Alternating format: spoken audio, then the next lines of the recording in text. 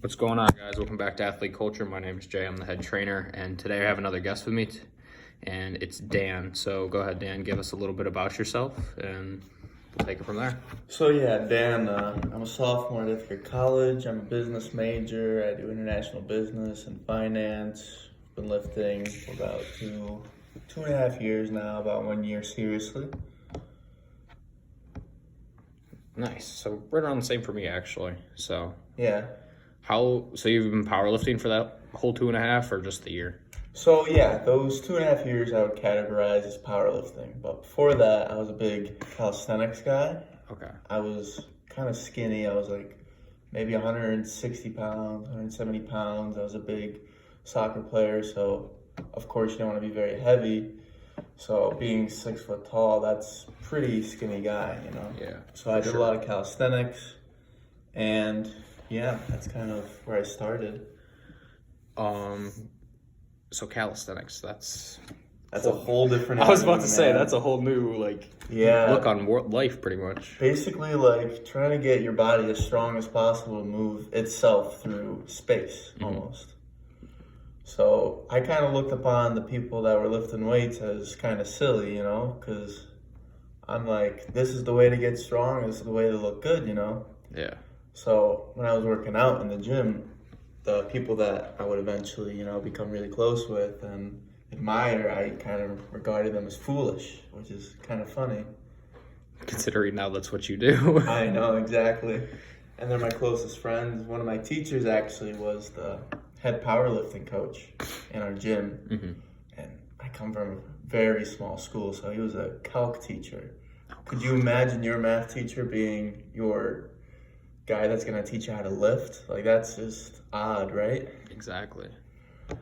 But yeah, so one day, it's actually funny, I was doing push-ups because, you know, calisthenics. And like he comes over, he said something to me, and I gave him a little bit of shit, and then he kind of walked away. And then I never really said anything to him until one day I bench pressed, and he gave me a tip, and I bench pressed. I'm like, man, I've never done that much before, you know. And then that kind of sparked it.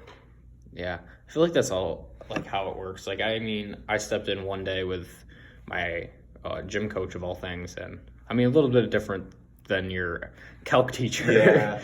But he kind of sparked everything. He put me on a bench. He taught me the correct form, because I mean, I had benched before he helped, but my form was never the greatest. I always had shoulders completely not retracted, everything. Yeah. I was rolling shoulders, hurting my shoulder here and there, nothing crazy, but like my form was garbage. And then I met him, and I worked with him a few days out of the week, and he gave me so many tips for bench, and my bench just skyrocketed from there. Yeah.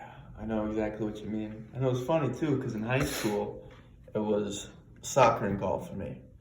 Soccer in the fall, golf in the spring. And those were my priorities. So lifting became something I did in the winter. So, you know, that's not a big period of time.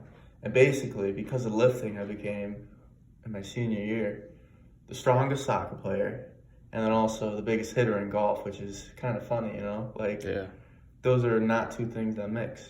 Not at all. And it's kind of cool that you made it so it like helped both areas, but it also made you better as a person. Oh yeah, for sure. I mean, you can't underestimate how much this will change you for the better. It's going to teach you so much just about yourself. I mean, for me, the thing that probably helped me most was the determination aspect of it. Yeah. I mean, if you think about the squat, like, I think the squat is probably the hardest movement out of all of them. Oh yeah, for sure. You get a weight on your back that's heavy, that you hate. It's not comfortable. No. And you're going to go down basically to a point where you're very vulnerable, right? Like, you can go down, you won't come up, or you can be determined to stand back up. So that's one thing I learned, and basically that shifted to all my life, in sports and everything. I mean, it's just one of those things you say, okay, I'm about to go do this, and then you're just going to go do it. There's no second thoughts, you know, there's no doubting yourself, because you can't have any room for doubt. I like that, especially the no room for doubt point, because if you step let's say deadlift. I know everyone in that gym here at the Fit calls you Deadlift God, and we're going to get to that. I haven't heard that yet, but I like it. David, Jake, Chris, all those guys call you it. I mean, even Chris. That coming from Chris is insane. Yeah, Chris. But he, no. It's like you step into the bar for deadlift, and obviously most guys will cycle through their form constantly, but as soon as you get like that or even a little bit of doubt in like your brain, it's like you have to try to shove it out as quick as possible, because if you think you're not going to get it, you're most likely not going to. Yeah. And I tell a lot of guys that when I train them, they say, "Oh, I can't do this, I can't do that." I'm like, that's your first mistake. Yeah. You can't say you can't, which is kind of weird because it's double negative, but if you say you can't, then you're not going to go anywhere, because you're forcing your willpower to think that you're not able to. Yeah. And that's kind of what I like, or that's what I like when you just said that you can't doubt yourself. Yeah. And that's a hard topic for me. Like, I've always been, nervous. Like, I remember my first year playing soccer, I was always a second half guy. Because in the first half, I was scared to do anything. I was scared to mess up. And in the second half, I'm like, okay, well, at this point, I can't do anything and lose, or at least I can try. So, like, that has always kind of been there, and I've always kind of struggled to deal with it until I've gotten into lifting. That has kind of empowered me to be able to embrace things and to be able to move past things. So I know I can believe in myself to achieve something. Yeah. And another piece off of that belief is, like, the willingness to fail. Oh, yeah. Like, I did my PB bench yesterday for the first time since September. 6 months, 31 pounds lost, and I hit a bench PR, and I was ecstatic. Yeah. But, like, I stepped up, I got to the bar, and I was like, if I fail this, I fail it. No big deal. Or you saw me, I failed my heavy set of squat the other day. If you get to a bar, you fail it, and you're like, oh, you beat yourself up about it, and you don't accept it, you're going to set yourself back even further. Yeah. And I think a lot of guys, when they first start out, think, oh, there's no room for failure type of stuff. And I'm like, if you can't handle failure or accept it or use it to motivate you in this business especially, there's no room for you here in the business, and you have to learn to accept the failure and use it. Yeah. I mean, failure is a huge part of it. I mean, you can't really get better until you have failed. I remember about 10 weeks ago, I was going to go squat, and it was time for me to do a PR. So I knew what number I wanted. I wanted 455, and I've done it before, but then I had a few injuries with my knees that I had to get over, and then my back.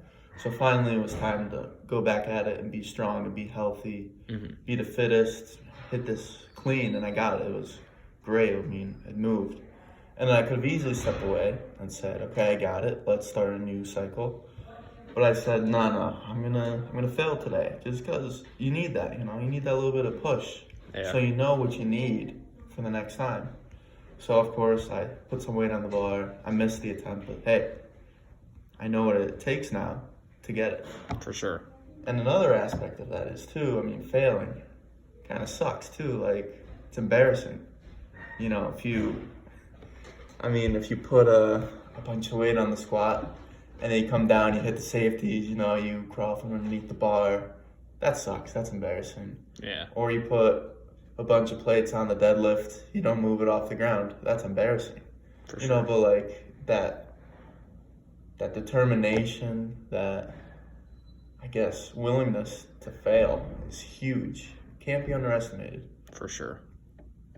And that's a huge point. This helps with so many different things, not even just like lifting perspective at all. It helps you with life, helps you with school, and helps you in the gym also. And even just with like friendships and like family and stuff. If you're willing to, it gives you like that fighting mentality, I guess, because you're willing to work your hardest to get to the highest point that you need to, which can go to so many different areas, especially David's mentioned his school. If he gives 100% in the gym, he gives 100% for school. Or you have other guys that are giving 100% to their nutrition or 100% to their family or their friends. And it just helps all of their areas in life. One thing I was thinking about too is it kind of comes full circle, because we got that willingness to fail. But that kind of also kind of makes you a bigger person. Being able to fail, like, that is not something that everybody can do. And then to take that one step further is to also admit when you've messed up. I mean, just as a normal person, that is, I mean, being able to say, okay, I've made a mistake, that is, for me, full circle in this whole conversation. That's a big part of it. For sure. I definitely agree with that. It's definitely powerlifting and bodybuilding I feel like they all come full circle in some way or another. And it's cool to hear different guys talk about how it's become full circle for them. Mm-hmm. And I feel like almost every guy I've had on here has had a different story of how it became full circle for them. And it's cool just to see the different perspectives of how it affected them or how it pushed them to do certain things in life. Yeah, I think it's a great sport. I think it's underestimated. I think that right now we're kind of seeing the cultivation of it, or the beginning of something great, you know? For sure. So speaking on like it becoming great and everything, and like how much do you train like per week, and what are your main focuses for the splits? All right, so it's kind of varies. Right now, I'm coming to the end of a cycle, so this is about 13 weeks for the squat, 14 weeks for the bench, and I'm a little bit run down, especially with the squat. I can definitely feel the tendonitis in my knees, so I'm starting to train a little bit less. Mm-hmm. I come in at least 5 days a week. Okay. So what I'll do is Monday is actually a squat day. Okay. And I just go very hard on the legs, very hard on the hamstrings. And then on Tuesday, I'll come in, I'll do a chest day. So for me, my upper body is definitely lacking for my lifts. Mm-hmm. So like bench press is pretty low compared to the other lifts. Okay. So my goal is to get size. Okay. So I'm going to come in, I'm going to do my bench workout, and after that, it's almost bodybuilding. I mean, just hitting reps, you know, just doing any kind of movement that'll get blood in there. And then I'll hit some triceps, you know, because that helps the bench. Always. And on Wednesday, it's kind of right now, it's kind of up in the air day. Mm-hmm. Because if on Wednesday I don't feel good, I'm not going to go, because I know that I won't be able to take it easy, and I'm going to just push myself too hard. So I just say, okay, I'll just scrap this day. So that's kind of been the case the last 2 weeks. Okay. And then Thursday is a squat, bench, and deadlift day. Dang, an SBD. Yeah. It's kind of fun, though. I bet. I'm basically doing that, getting ready for a competition here in May. And basically the goal is, you know, to get used to doing all three movements in one day. And I'll eventually move that to Saturday as we get closer to meet day. Mm-hmm. And that's not really trying to kill myself. That's just trying to do the movements. Yeah. At this point, I don't believe in training too heavy on the deadlift, because I don't think that's going to really help my squat, or it's really going to impact my deadlift too much before the meet. Yeah. And then Friday, I just bench again. Okay. Yeah. So you're deadlift once a week, bench twice a week, squat twice a week. Yeah. Nice. Well, 3 days a week, I guess, for bench. Yeah, 3 days. Which is, I'm still struggling to find the right split. Mm-hmm. Because you see so many guys and they all do it different. And it really just depends on your body. Yeah. And I can tell you that this year, I've learned so much just in terms of understanding how to train and understanding my body and what I can do and what I can't do. Mm-hmm. So this summer is going to be a big time of just trying to figure things out, trying to figure out how to train effectively, because that's the name of the game, right? Like staying healthy, being able to get into the gym. Yeah. I think that's the cool part. Another cool thing with this is everyone has their own body. They have different warm-ups that they go through. They have different sets and reps that work for them, whether it's power, strength, hypertrophy that they're going for, and stuff like that. And it's just so individualized. Oh, yeah. I mean, for me, if I'm really training to deadlift, if I want to hit a new max, then I'll deadlift probably twice a week, and I'll pull conventional and sumo. My main pull is sumo. Okay. But I can deadlift over 500, both conventional and sumo. I've done that. So, I mean, both of them are very strong. Yeah. I just prefer sumo. I think it's better on my back. Yeah, I feel that too. Yeah. That's the main thing, because for me, I I injured my lower back. I did that actually a little bit over a year ago, pretty close to our winter break. On a squat, I had the safeties too low, and I kind of got trapped with the bar on my back. Ooh. Yeah. So ever since then, I had to be real careful about my deadlifts and my squats, kind of the volume and intensity that I bring to the two. Otherwise, I won't be doing either for a good month. Dang. That sucks. Yeah, it's tough. I can imagine. I don't remember if I ever told you, but I pulled both my erectors during track one year. Wow. My senior year of high school. They were having me do a different form for weight throw, and I did it, and I just felt both pop, and I was like, okay, cool. Couldn't bend past like a 25-degree angle for a month, and then couldn't deadlift over 95. At that time, I was deadlifting like 325, and I couldn't deadlift anything over like 95 pounds. Wow. Without pain. Yeah. That's how it is too. I remember this year, before winter break, I was deadlifting and I was hitting new numbers that I've never done before. And 2 weeks before I was supposed to max, I did maybe it was even 1 week before, I pulled conventional. I think I pulled a new 2-rep max on my old 1-rep max, which was like 535.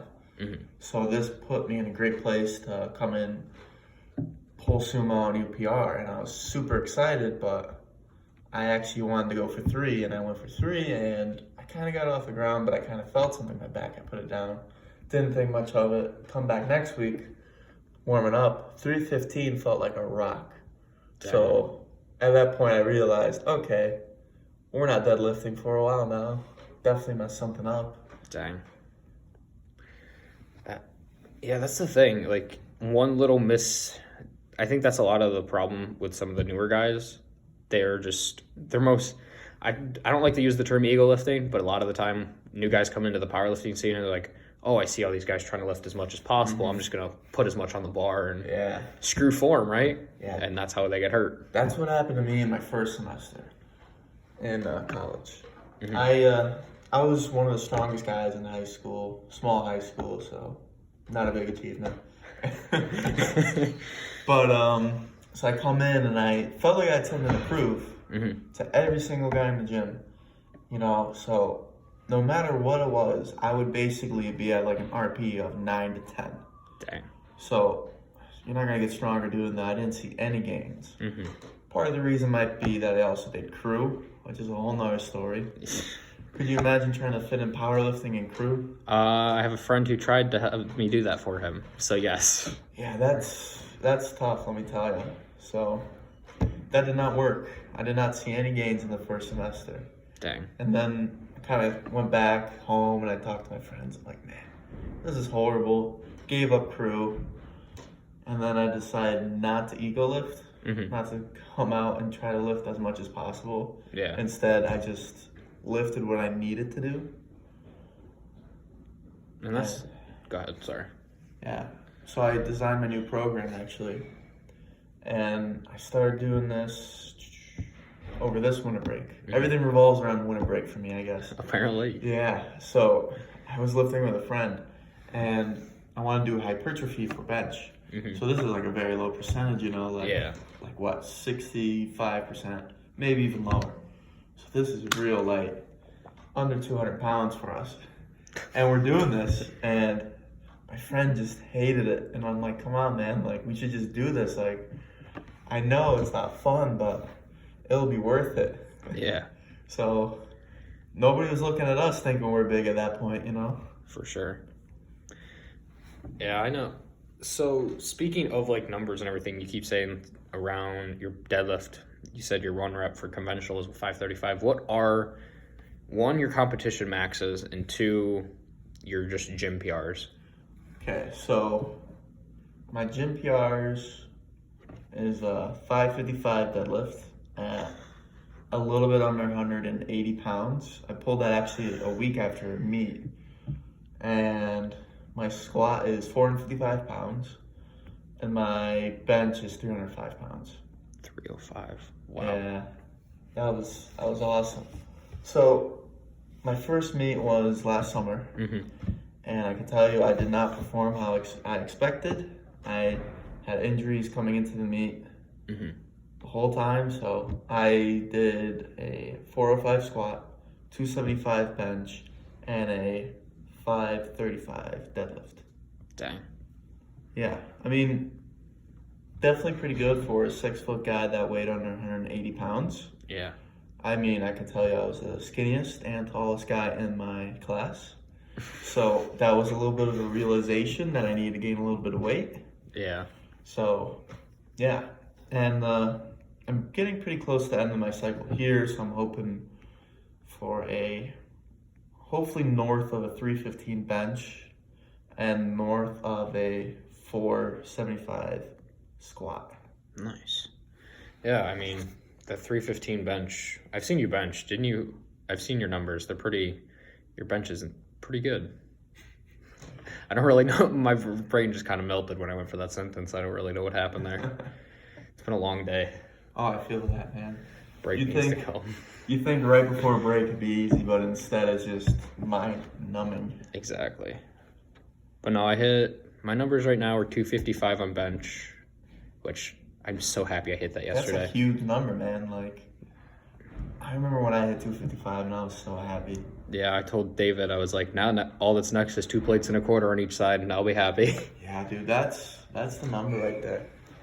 And I tell you what, after you hit 275, that journey to 300 is going to be hopefully not too long, but it's going to feel like forever. Yeah. It was funny, though, because I had Chris recording, and I had David giving me a spot, because So, back to where we were. Video just cut out. That was kind of weird. But, so we were talking about hitting PRs and my numbers and everything like that. Yeah. So, I had said my numbers, 255 for bench, 385 for dead, 375 squat. And right now, I mean, we were talking about how it's so important and like the process that it takes to get those glycogen stores up throughout the week. And you were saying you take like a 3-day, sometimes 3-4 days before your lift even starts. Yeah, just start eating just a mad amount. I mean, I'll eat so much white rice, just trying to fill that up. I mean, that's probably the best thing you could eat. Mm-hmm. Like, I buy so much rice. I make so much rice. I can't even tell you. I mean, I bet a lot of guys would just be like, rice is all I eat, and that's kind of how it is. Mm-hmm. And I was saying I drink Gatorade with like everything, getting those electrolytes. I don't even know if that helps, but you know, I see athletes do it, so I do it too.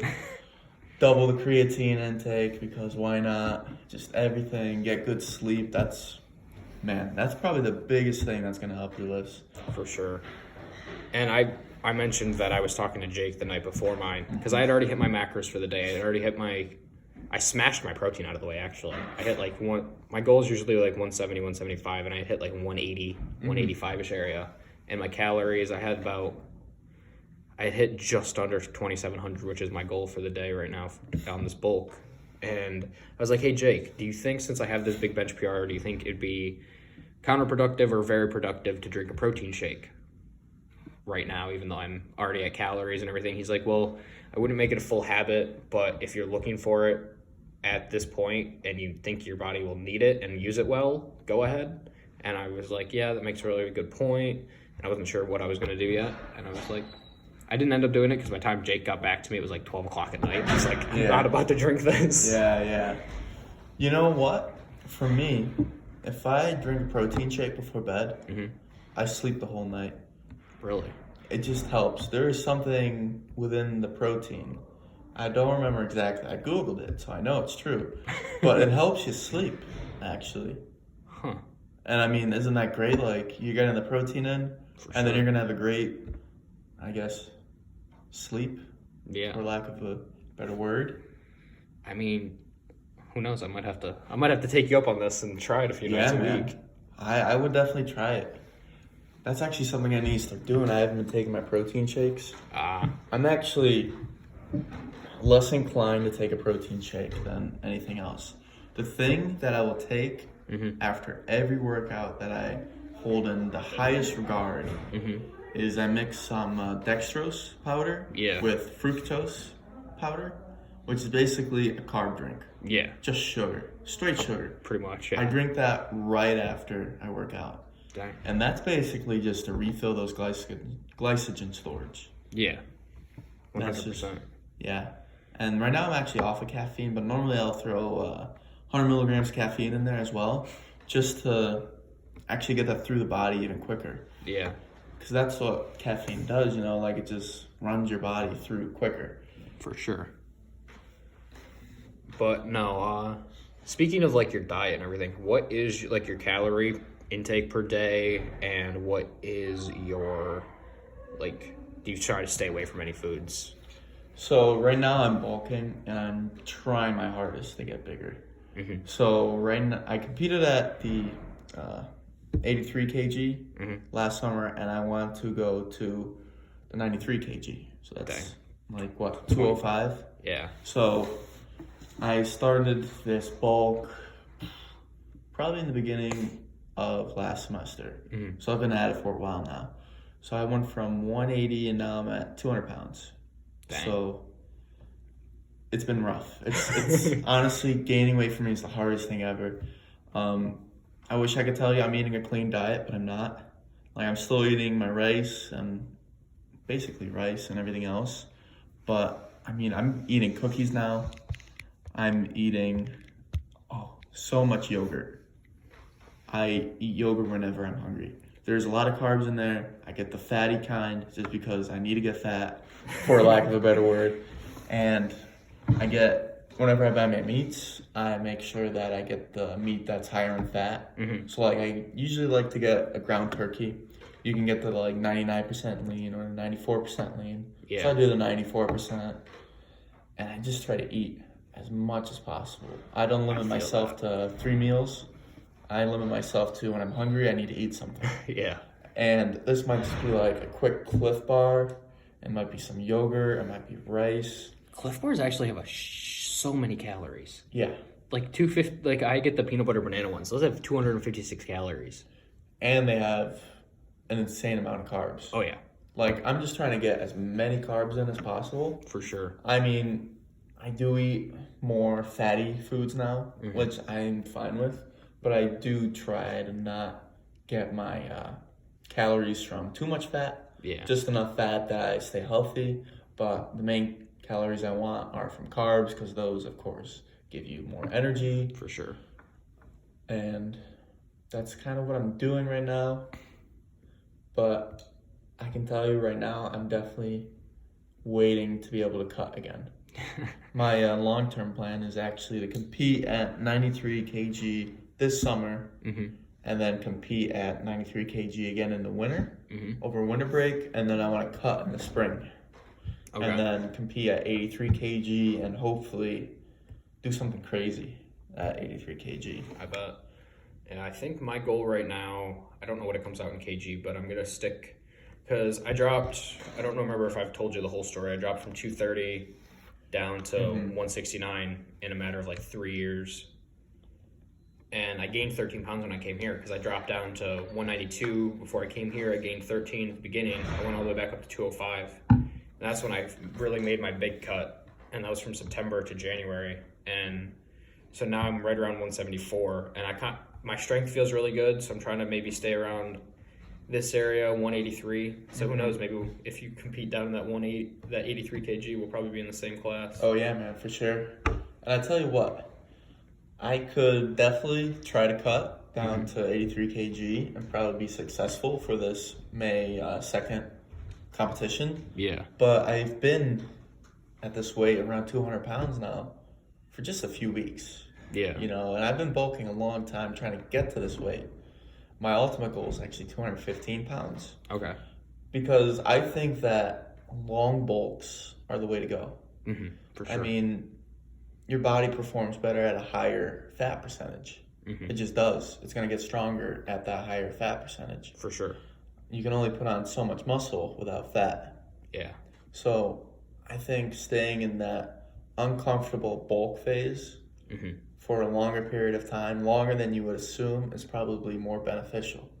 I talk to a lot of guys that seem to almost cycle the two on a monthly basis, which just does not help you. No.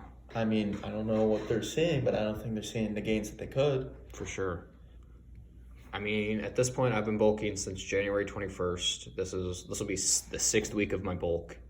I went from 1,600 calories so far all the way up to 2,700. Yeah. I won't be at my full calorie count that I want to be at until the week we come back from break. So next Sunday, I'll be eating 3,200 calories. And then I'll be sticking with that for a few months, probably until May. Oh, I'm peaking again in May. So my goal is to stick with that until about June, July. Mm-hmm. And then, because I don't know how much training I'm going to be able to get in, hopefully a bunch. But if I can't, as long as I keep my protein and my nutrition on point, and I'm at least getting volume work in, that I'll be able to maintain at least most of my strength still. Mm-hmm. Because we're still setting up my home gym, and I'm not sure when it'll be completely done. Yeah. So I'm like trying to hem and haw and be like, I got to do volume work at least a few times a week and stuff like that. And I mean, bodybuilders swear by this, that muscle memory will get you there so quick. There's guys that say, bodybuilders, like elite level bodybuilders, that they competed, they retire, they lose 100 pounds. Mm-hmm. Then they decide to come back. 6 months later, they're at the same form that they were a few years ago. Yeah. And they swear that it's the muscle memory. Of course, they're taking their special supplements. But I mean, it's not like they weren't before. I mean, so I'm positive that if you do need to take a little bit of a break from that strength aspect, you're going to be just fine. Yeah, for sure. And I know David and I have talked about it a lot. He's like, because he's said the same thing to me. He's like, dang, like with the progress that I've made in the last 2 months on this bulk, he's like, your muscle memory is definitely kicked in, because I mean, I've done the movements, but while I was cutting, I was doing higher rep counts. I was doing 6s and 8s and stuff like that. You call that high? Compared to what I'm doing right now, which is 3s, 2s, and 1s, very high. Yeah. Try going back to 8s after this, man. That would be a struggle. Yeah. I have, when I come back from break from this week, because I'm doing a deload this week, I'm going to take 2 days off, hit a volume day, 2 days off, hit a volume day. And I'm just going to kind of rotate that just to give my body a bit of a break, but not like completely give it a break. Yeah, I understand. And I'm just going to make sure my food's on point and everything. And pretty much just going to load up, get ready, come back, and I'm backing my schedule up 2 weeks. So I have 235 for a double or a triple when I come back, which my warm-up 225 yesterday felt like below a 5 RPE. Yeah. It flew. Yeah. And I was really happy about it. And then deads, I have 355 for a double or triple, and squats, I have 325 for a double or triple. And my goal is by May to be able to hit a 275 bench, a 405 plus deadlift, and a 375 to 395 squat in that area. And I think the bench is very achievable. I had at least 260, 265 in the tank. Yeah. And deadlift, I'm sitting right around 3. I have to pull 375, 385 tonight. So we'll see how that goes. And then squat, I'm sitting right around 335, 340. So squat's the most of my worry. If I'm going to say that I'm worried about one of them not hitting the point that I want them to hit. But deadlift, I'm very, very confident that I'll be able to hit the number. And bench, I'm pretty confident that I'll be able to hit the number. The key would probably be to stay healthy. Yeah. Like, if you're experiencing explosive growth right now, there's nothing going to stop you except for a big change in diet or just health. Yeah. Or a change in routine, which you don't want to do until you've hit a plateau. For sure. Yeah. I was actually, funny that you mentioned that, because I was actually thinking, because right now my schedule is Tuesday through Sunday, and I'm hitting squat, bench, deadlift, and then it goes like an arm / like shoulder day, and then it's squat, and then bench and deadlift. And I was honestly thinking of moving it to get rid of that arm day, give myself a second off day, and then I was going to reverse my bench or my squat and my deadlift. Yeah. But I didn't want to mess with the schedule because everything's going well. Yeah, you definitely don't want to do that. I don't want to shock it right now, because I'm like, everything is going well, I feel strong, and everything's moving the way I want it to. Yeah. My friend, he started hitting crazy new PRs. He he's somebody that lifted a little bit before me, just, I don't know, not too long before me, but he's always been a 200-pound guy around there, and his bench has exploded. So he went from like 315 this summer to, I think, 355 right now. Jeez. And this kid is 18, 19 years old. Dang. And fucking massive, like crazy. But he comes back to me winter break. He already hit 355. He's like, "Oh, I think I found a new program. I'm gonna try it." And I don't want to tell him what to do because he's my guy, and I want him to do well. And I said, "Okay, but what you're doing right now is working for you. Yeah. Like, why would you change it?" And he's like, "Well, I think I could see just a little bit more, whatever." And he did it. And you could kind of see, like it was new. It was a little bit more intense program than he was on before. Mm-hmm. And it looked like he got a little bit burned out by the time it was time to max. Mm-hmm. Didn't really do well. Yeah. And then everybody's got to learn, that like you don't change anything while it's still working. Figured it out. It's back on the old program. I don't know how he's doing. I haven't seen him, but I'm assuming he's getting strong as hell still. Yeah, I'm sure. I mean, there's one saying that I've always lived by. If it isn't broken, don't fix it. Yeah. And if you're getting strong, like you were saying, and you're getting bigger, you're getting stronger, you're looking better, don't mess with it. Yeah, for sure. Like, there's no point in messing with it. If your goal is to get as strong as possible and you're getting stronger, don't change anything. Yeah. And that's the thing, too. Like, if you have to change something, change one thing. Yeah. Do it for, like, a few weeks. Do it for a month. You're going to know if it's working. For sure. If it's helping you, great. Keep it in. You just fixed it. Yeah. If it's not helping you, then you don't need it. Change Exactly. it. Do something else. Yeah, for sure. Now, to get onto a point that's going to change the way this is going for now and change the perspective and something that's going to change your body pretty much, let's talk. I know you mentioned it, the little special supplement. Yeah. So you knew this was coming. Yeah, I did. So what is your opinion on anabolics in peds? I think if you want to use them, you go for it. Within our sport, there is federations that don't test and that do test. If you are taking them, don't you dare enter the tested and get away with it. I don't look upon that friendly. Otherwise, I have no problem with it. Just own up to it. I don't think there's anything wrong with it at all. Our heroes all take PEDs. Maybe not all of them. If you're following a natural lifter, then okay, they don't. But like, if you look at Arnold, yeah, he's taking them. He's the face of he's the face of bodybuilding, pretty much. Yeah. You ask anybody, physique ever. Oh, yeah, for sure. You ask anybody if they know a bodybuilder, the first one they're gonna say is Arnold. Oh yeah, without a doubt. Like, he's one of the, or if not the most well-known bodybuilders of all time. Oh, he has to be. Yeah. The thing is, he's 71 and still looks the way he does. He's great. He's an inspiration. Yeah. Going back to our earlier conversation about like the impact it has on just your life, I think you could look at Arnold and see what the bodybuilding did for his life. For sure. He became a movie star. He became governor of California. I think he learned a few things about determination and drive from bodybuilding. The guy runs his own bodybuilding show, his own powerlifting show, his own strongest man. The biggest sports expo in the world. Literally. Yeah, 250,000 people or even more in a weekend. That's exactly. In Ohio. Of all places. Yeah, exactly. Arnold, Columbus, Ohio. It's literally in the name. I know. But yeah, getting back to steroids, I have no problem with it. I think it's really interesting. There's so many facets of it, though. Like if you're taking testosterone, at what point does it become too much and you have to take another supplement that's going to combat the estrogen that you're producing? It's such a tricky balance. And I guess if you want to do it, go for it. It's something that we're faced with. For sure. One argument that resonates with me is that when you do get older, your body produces less testosterone, so you might need it as you get older.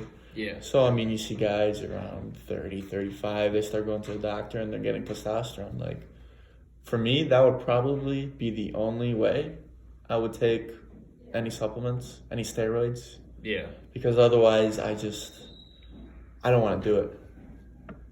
If that makes any sense. Yeah, it makes sense. Just from like a competition standpoint, I want to be the best self that I can naturally be. For sure. And that's kind of interesting too, because there's a new craze, the SARMs. I mean, the kind of steroid that's not a steroid right now. Kind of a lot of things are up in the air. One of the federations that's tested, IPF, lets you use certain SARMs. Yeah. So, obviously, I can't say obviously, because we do got some Eastern Bloc guys that you never know. I mean, you saw the whole Russian doping scandal, but yeah, people do lie. But if you look at IPF guys, the Americans, we can probably say that they don't use steroids because they compete in the USAPL, which says nothing. You know, they're very stringent on it. Yeah. But USAPL guys go to the IPF. Yeah. IPF says SARMs is okay. So if you want to make that sacrifice of saying, I'm going to use SARMs, you can't compete in the USAPL anymore. So just talking about the American guys, there is one lifter, probably, a lot of people refer to him as one of the best lifters of all time, John Hack, who competes right now in the 83 kg. He's come out and says that he has started taking SARMs. And he won't be able to go back to the USAPL, but he wants to do some crazy things in IPF. And right now, he's going to be one of the only guys, at least from the Americans, taking SARMs. For sure. And I've seen some of his videos. That guy's something else. Crazy. Yeah. Yeah, I mean, it's a whole new world. There's so many things happening, whether it comes to new rules with the certain drugs and the tested federations, the untested federations, and it just new stuff comes up almost, I feel like, all the time. New studies, everything. Have you ever thought about taking anything? I haven't personally, because like you said, I want to be the best I can be naturally. I want to see how far I can take my body, and I feel like if I get to a point where I absolutely need it, I'm either going to take it or I'm going to change my program and change the way I train to stay natural. Yeah. One big thing too is for me, like, I love this. I think about it all the time. But I've told people that I'm not going to destroy myself. And that basically means, like, if I get a major injury, like, God forbid, like, you tear your knee on the squat. Oh, God. Like, we've all seen that happen. Or you slip a disc, deadlifting that requires surgery. Like, at that point, for me, that just, it's not worth it anymore. I can find something else to do to be competitive. For sure. I've had other sports that I've loved. So, I mean, I can find something else, too. Exactly. And steroids, if done incorrectly, will damage your body just as much as those two other injuries I mentioned. So, for sure. All right. Well, before this gets even sadder, talking about injuries, let's give a little bit of an inspiration. So I know I've talked to a few of the guys and I've asked them like their favorite phrase or phrase that really stuck out to them when they were coming up, or something that they wanted to say or that they would say to a beginner. What would be your one phrase or two phrases that you would think really serenaded with you when you, or resonated, not serenaded, with you when you first started, or that you would say to a beginner? So for me, if I'm thinking about it, it's almost not a phrase. When I was coming up, I would watch Arnold and his motivational videos. Or even more recently, The Rock and his motivational videos. And that was what inspired me. Because one thing that Arnold said was when he was training really hard to become Mr. Universe and everything, he would say, people ask him, why is he smiling? You know, you look at other guys, they're not smiling. they're grimacing in pain when they're on their 30th rep or something, or their 10th rep of a heavy squat. But he's smiling. Why is he smiling? And he says, I know that I'm doing this, and I'm going to be the best because of this. And I'm going to enjoy it, and I'm enjoying it now. And that's one thing that I try to remember. I try to remember that when I'm in the gym, when I'm doing something that's just burning, I try to have a smile on my face.